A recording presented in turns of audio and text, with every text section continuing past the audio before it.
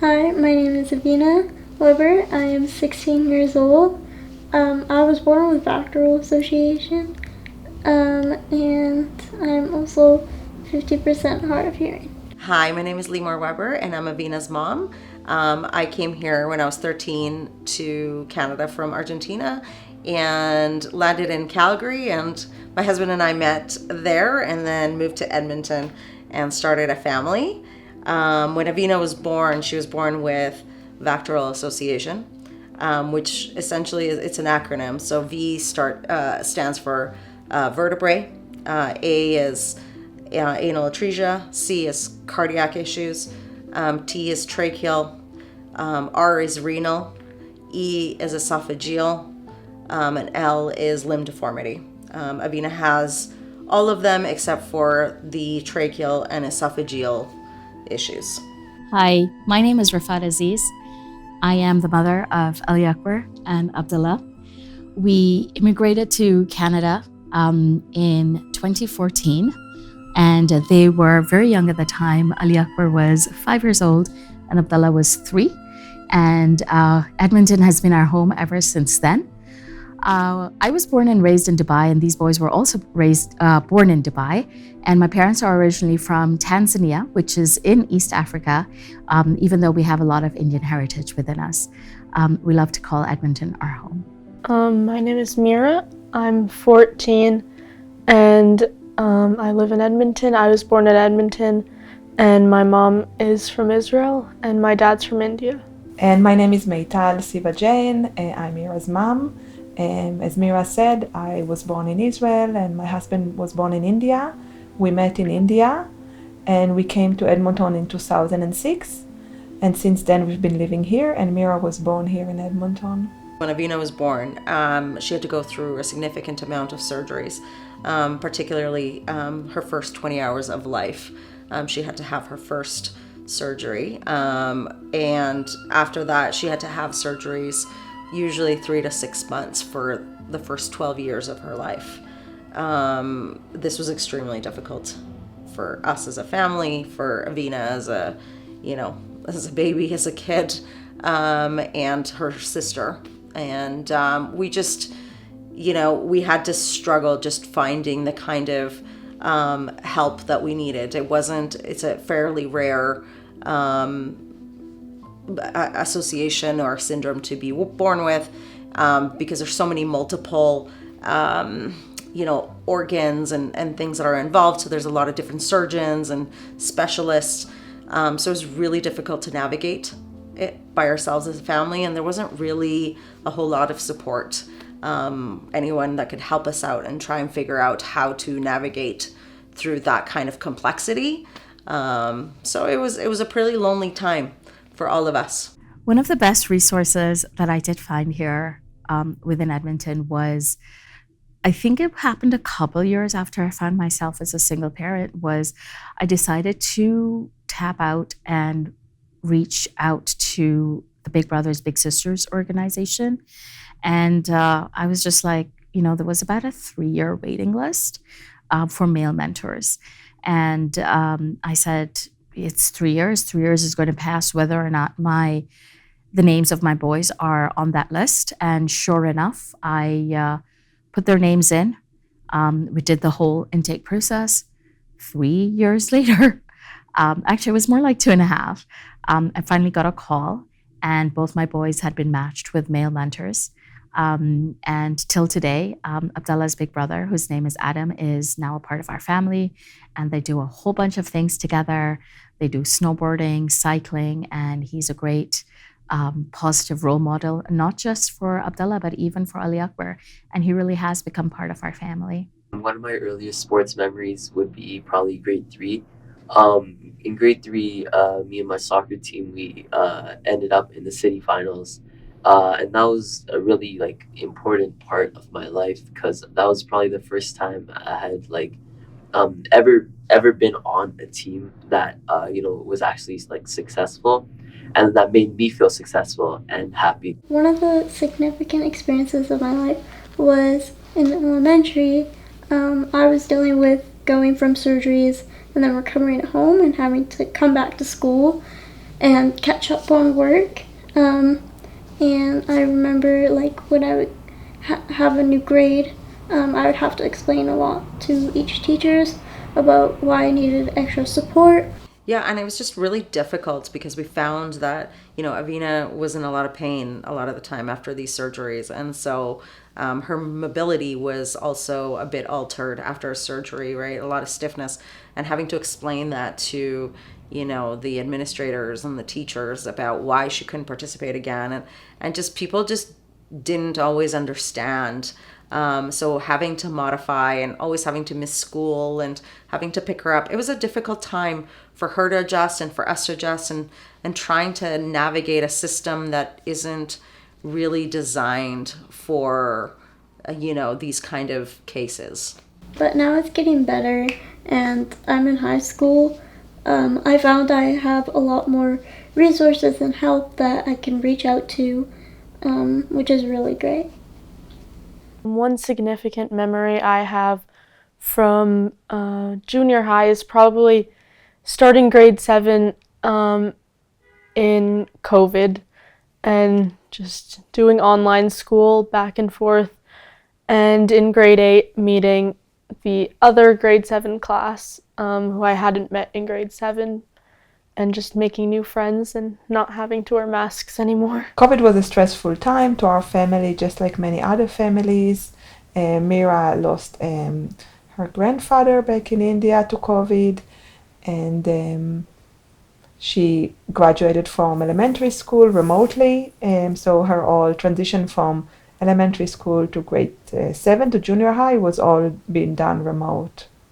A significant memory that I had was in grade 8 after the pandemic, when I was preparing for my bat mitzvah as a transition into pre-adulthood or adulthood in Judaism, and I did a project where I collected period products for an organization called No Period Without that provides period products for people that can't afford them.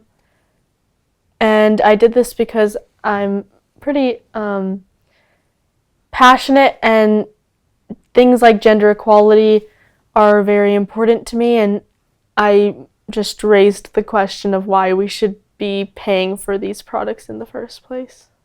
When the pandemic happened, it was very hard for me because I'm high risk, and so we were very scared about my health, and I already wasn't allowed to really participate in any sports or physical activities, and so being isolated, it was even harder. And I just found that none of us really knew how to navigate, what this was and how to protect her. And so I felt like she was more isolated than everybody else. We would go out and she maybe couldn't, and we really tried not to see almost anyone, and a lot of masking, and there was no vaccines, and it was just a difficult time for somebody that is a high risk, just the unknowns. So yeah, it was just really difficult because it was very isolating. None of us really knew what was going on and how to protect Avina. And the thing was that prior to COVID, Avina couldn't really do contact sports because of her high risk, due to her lung and rods in her back and things like that. So then we, all of a sudden COVID comes and she's even more isolated because she can't even do any of those sports or anything else. So it became a really difficult time for us to try and keep her, happy and engaged and not go into, a state of depression. Yeah, and when the pandemic started, I picked up archery, which I really enjoy, because me and my dad were watching like a TV show, and called Hawkeye, and they have bows and arrows, and I really thought that was cool. So then we went to like a place and we tried it out, and I fell in love. I'd like to show you my bow and arrow, and I got my first bow and arrow. So this is my bow. It's a recurve bow. Yeah. And then I also have some arrows and a finger pad. And a finger pad is something that I use for when I shoot like an arrow. It helps me my finger glide so that it doesn't get caught, and it makes it a much smoother shot. So this is my arrows. All of them look like this. These are not wooden. These are actually plastic, but they're made to look wooden because wood would actually break when doing practice. So it has 2 different colors. The white one means that it faces forward, so that's the way it's supposed to shoot. Yeah. And then I also have the finger pad, and this helps me get a good shot. So when I put the arrow in, it goes between my thumb here and my fingers here, and then I would shoot like in the middle of this, like this. And I would anchor my thumb here and then shoot. So when we first moved to Edmonton, it was very important for me to find some sort of activity to get the boys into and get them organized. And Edmonton is actually the only city that myself and the boys have ever lived in Canada. So when we migrated to Canada, we moved directly to Edmonton. And I think it was really important for me to take advantage of, seeing the active lifestyle that Canadians have, that Edmontonians have, Albertans have. And I really wanted to make sure that the boys had those opportunities, which I personally didn't have a lot of growing up, and to take advantage of that and really to inculcate being healthy and being happy in their own lives. And so, just the natural progression of where I come from, soccer was the first thing that I thought of, and I happened to see signs for enrolling them in indoor soccer, and I took that first step. And the first couple, they were initially with Millwoods Hockey, but then I saw them really enjoying it, and I wanted them to progress. So then they moved on to club soccer. And around the time that we moved into club soccer was when I found myself as a single mom, essentially. So we had a whole change in our family dynamic, but I really wanted them to continue soccer. So it was at this point when they were with Juventus, and I wanted to really thank Rob Mazzelli, who runs the Juventus club in Edmonton. And at the time that I found myself a single mom, I just went up to him and I said, hey, I know the boys have been playing with you, but I don't even know how I'm going to make the fees for the next month, for the next season. And I really wanted them to continue having that, connection with their team, with the teammates that they started to get to know. And I really wanted them to have that sense of normalcy despite the change in our family dynamic. And for a couple of years after that, Rob was really kind enough. He said, don't worry about the fees. He said, he did point me out to a couple of resources. I was just going through so much at that time. I didn't even know how to access those resources, but never once did Rob come to me and say, hey, don't worry, like asking for the money. He actually just said, let the kids play, let the kids play, let the kids play. And, as they progressed through soccer, we had the whole dynamic with the Edmonton Oilers taking up a lot of fantastic time in the hockey scene with Connor McDavid, and the boys started really tuning into hockey. And I saw them develop that interest. They were asking me to get them hockey sticks at home so they could play in the basement, which I did, and then they kept talking about it, and I could see that longing in their eyes for them to be on the ice, for them to be a part of the game. And so even though as part of the activities that I had enrolled them, that I used to do with them on the side, ice skating was one of them. And even though they've never taken skating lessons or anything along those lines, it was just kind of getting them on the ice and getting them going. What worked tremendously well was that, I was just like, somehow I've got to find a way to get them into hockey. I was determined. I just that longing in their eyes, I did not want them to lose out. So I pushed them and I researched. I went online and I said, okay, let me see how much this is going to cost me and how I can find resources. And then again, it was about finding a club that was not massively big, but then moving them into KC. And it worked. It really worked. I am very grateful for that. Again, I took them in, we registered them, and I said, I pulled the registrar aside and I said, I don't even know how I'm going to fund this. And she said, there are resources. She gave me the list of resources and everything else. And that very same evening, after the boys went to bed, mind you, they were really young at that time. They were about, I want to say 10 and 8. And they were super young. And I said, and they were so excited. I remember walking into Millwoods Town Centre with them in hand and walking towards the registration desk. And they looked at me and they said, Mommy, did you bring us here to register us for hockey? And their eyes just absolutely lit up. And then they were showering me with hugs and kisses. And I said yes. And they were, got all the resources for Sports Central to get them outfitted. And before you know it, they were on the ice. And, you could see that happiness within them. And as a parent, especially as a single parent, that's really all you want for your children.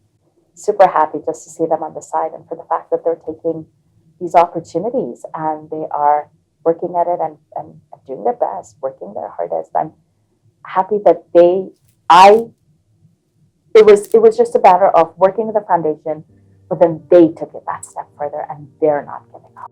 I think it was about grade 5 when I started watching hockey, and I really started loving it. I started developing a passion for the game. I started playing it, outside with friends, like street hockey and that sort of stuff. Mm-hmm. And then I told my mom, me and Bella, we really like this sport and we want to continue it. And she said, okay. And she found a way to put us in organized hockey. And that was very nice. And we had a lot of fun in hockey and playing it.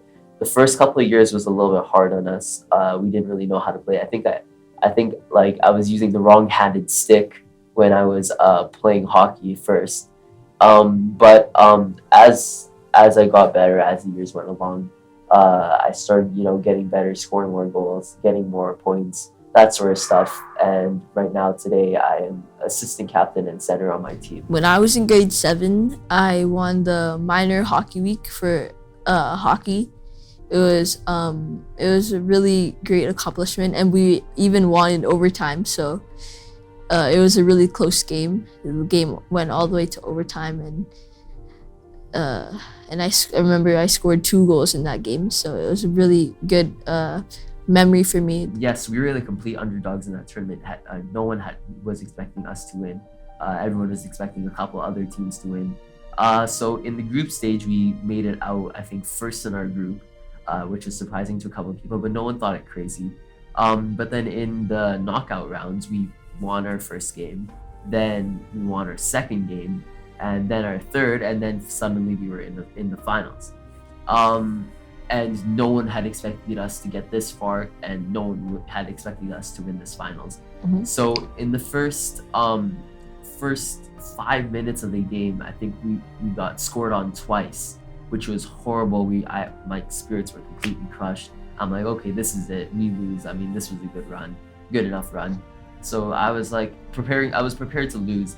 But then me, my brother, and a couple of our other friends we changed up our strategy a little bit. I decided to play goalie, and I remember I made 2 diving stops. It was really nice. I want us to game. He had a hat trick in every game up to the finals. It was a very nice experience. Made us both bond a little bit. It was just a nice all around experience. Yeah, so I remember this tournament really well. Everyone would think we were the underdogs and we weren't gonna win, but me and my brother would come home and think strategy and see how we were gonna win against some of the best teams, which we did really good in, and it made us bond even more together. Other than sports, one of the other things me and my brother enjoy doing is we really enjoy reciting. We've both recited from a young age. We both started at about 3 years old. He memorized a couple of surahs, chapters in the Quran by the time he was 3 years old. I had 2. We've recited in some pretty big places before. We've recited in big mosques in Dubai. We've recited at the legislator on Eid Day for a special program. And of course, we recite at a couple of our local mosques. which is nice. I think we all prefer local mosques. It's just because we're comfortable with people around us, right? Now, I'd like to share one of my favorite verses from the Quran, chapter 14, Surah Ibrahim, verse number 7. أعوذ بالله من الشيطان الرجيم بسم الله الرحمن الرحيم وإذ تأذن ربكم لئن شكرتم لأزيدنكم ولئن كفرتم إن عذابي لشديد. The meaning of that verse in the Quran tells you that God will reward you for your patience. And just like my brother, I really like to recite the Quran, but today I will be reciting poetry for Prophet Muhammad. You are Muhammad sallallahu, you are Muhammad sallallahu, you are Muhammad sallallahu, you are Muhammad sallallahu. You gave us parity of life, you took away the sleepless nights. You gave us hope and healed our souls and took us all towards new heights. In your footsteps we wanna go, you are our only saving grace. You are the closest to Allah, in your heart we all want a place. Give all of us a helping hand because you are the greatest man. You are Muhammad sallallahu, you are Muhammad sallallahu, you are Muhammad sallallahu, you are Muhammad sallallahu, you are Muhammad sallallahu. You are the brightness of the day, the peace and harmony of night. You shine out like a glowing star, the one that showers the world with light. You showed us it is essential to be truthful and to be fair. You showed us how to live our lives. You showed us how to love and care. A man like you will never find. You own our hearts, you own our minds. You are Muhammad sallallahu. You are Muhammad sallallahu. You are Muhammad sallallahu. You are Muhammad sallallahu. You are Muhammad sallallahu. You are our teacher, our guide. You are the meaning of our life. We'll always keep you in our hearts until the moment that we die. You are the start, you are the end. The universe is in your hands. You own the planets and the skies. You own the smallest grain of sand. This poetry was about Prophet Muhammad, and Prophet Muhammad is a very important role model in my life because he teaches me how to be a good human being and how to live my life. In Judaism, when a girl turned 12, it is celebrated with a ceremony moving from childhood to adulthood, and the whole celebration is preceded with a long learning. Mira had to learn how to read from the Torah, the section for that date. That specific section in the Torah was speaking about laws, and she took that piece about the Torah laws and saw that there was a gap between how much being paid for men and how much being paid for women, and that inspired her to write her drasha. So she wrote a teaching about it, speaking about pay gap, and then she also did a social justice project specific to address it and collect the period products. So I would like to read part of the speech that I wrote for my bat mitzvah. It means quite a bit to me because it was an important part of my life and it well represented many of my values. So, Bahar and Bechukotai are the names of my two parashas. Bahar is defined as Hebrew for on the mount, and Bechukotai means my laws, the word my representing God. This parasha follows God's laws and the many consequences if the Jewish people do not follow them. There was one specific subject within this parasha that I am focusing on. In this part, God is giving Moses the valuation to be used should anyone vow God the value of a human being. Valuation is defined by the English Oxford Dictionary as a professional judgment about how much money something is worth, its estimated value. As God proceeds to explain to Moses the valuation of the human beings, it is remarkably noticeable how the women's marketable value is greatly subordinate than assigned to the other human, a man. As the parasha moves on, one particular question remains in my head. Why do women get less than men for the same amount of work? Though this is a question commonly asked and studied, I feel as though we have not researched the root of this modern-day societal issue, exploring how and when it really started. So why have we not been talking about it if it's still an issue today? This is quite an important topic for me, but not just me. The gender wage gap affects women, trans people, and disabled people all over the world, no matter race, age, or religion, though statistically women of color and immigrants are even more impacted by the gender wage gap. As said by the Center for American Progress, the gender wage gap refers to the difference in earnings between women and men. Experts have calculated this gap in a multitude of ways, but the varying calculations point to a consensus. Women consistently earn less than men, and the gap is wider for most women of color. In my future, there is a great possibility that I will be impacted by the gender wage gap, and as it seems to me, my female ancestors were too. I wrote this speech because I see several impacts of the gender wage gap around me, and I think it's really important to address these things. And when I saw an example of it in the Torah, I realized how long this has actually been going on for, and I think it's important that we act on it. And reading that in the Torah motivated me to do my Dvar Torah project. Yeah, I was really excited that Mira first chose to do a bat mitzvah because she had a choice, she didn't have to. And then when she chose this specific project and this kind of speaking for her drasha and for her social justice project, because social equity and social justice is something that's very important for me and for our families. We have been involved with different projects, and since Mira was little, we were taking her on demonstration and initiative to support social justice causes in Edmonton, and try to expose her to as many relationships with different people who are different than us.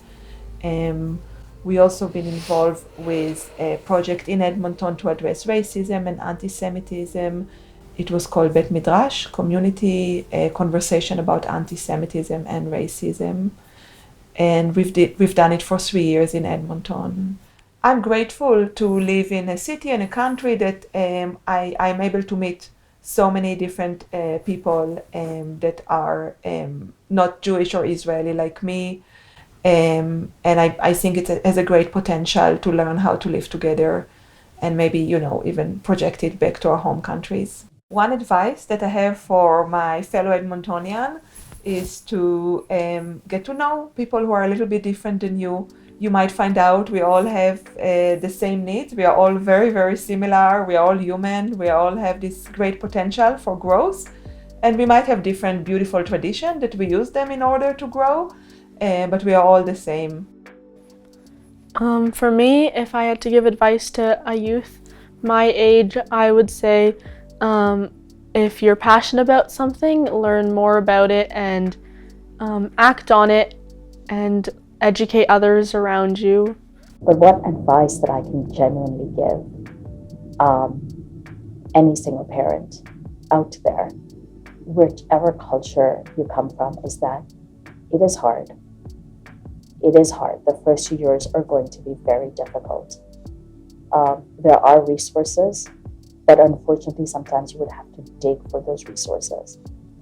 And some resources you won't qualify for. So for example, I reached out to Alberta Health Services for mental health support for my children, especially considering their had now changed. There was a huge shift in dynamic within our family structure, and the fact that unfortunately the situation where we found ourselves, where I found myself as a single mom with full custody of my children, was not the best of circumstances.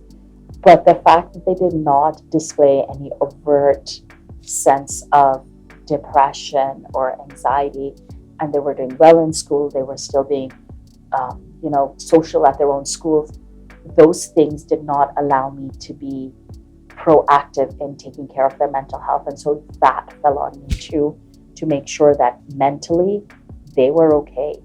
And that was a challenge in the sense that I'm not a mental health professional. I'm not somebody who necessarily knows what are the symptoms to look at. So that preventative and primary care that I wanted to provide for the boys as far as their mental health was concerned was not available. And so if there's anybody out there, I would say, listening to this and watching this, I would say, try to, if there is preventative and primary care that can be done for altering life circumstances that can be traumatic for children, this is what we want to do. But for any child or any youth listening to this, if this does happen to you, reach out and talk. Reach out to the parent that stayed, the parent you feel safe with, a guardian you feel safe with, a teacher you feel safe with. Because somewhere in that continuum of childcare providers, somebody does care and somebody will listen. And somebody will be there to hold your hand and say, let's find you a safe spot. Let's find you a safe place. And I feel grateful every day that I was that safe person for my own children.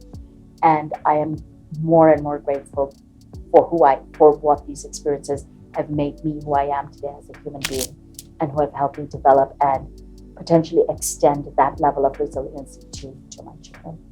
If I had to give advice, let's say, have somebody within the healthcare system help navigate families that have children with such complexities to navigate the system. If I wasn't such an advocate for her, lots of her care would have actually fallen, and she wouldn't have gotten the care that she really needed. So just being able to just kind of navigate the system, have somebody that's an advocate that kind of guides you through would have been amazing. Thankfully, we were able to find it, but not without the, that like constant digging to try and find it. And then bridging the gap with the education. So having also somebody that would be available to, bridge the gap to her teachers and to the principal and, create some sort of support for her that wouldn't make her feel like she was so different with having to miss so much school and catching up and just not feeling like she doesn't belong, because there was just never anything available that allowed for that. So my advice would be just to have more some sort of body within the governing body, education and healthcare system that kind of works together to help kids that have a disability really just thrive.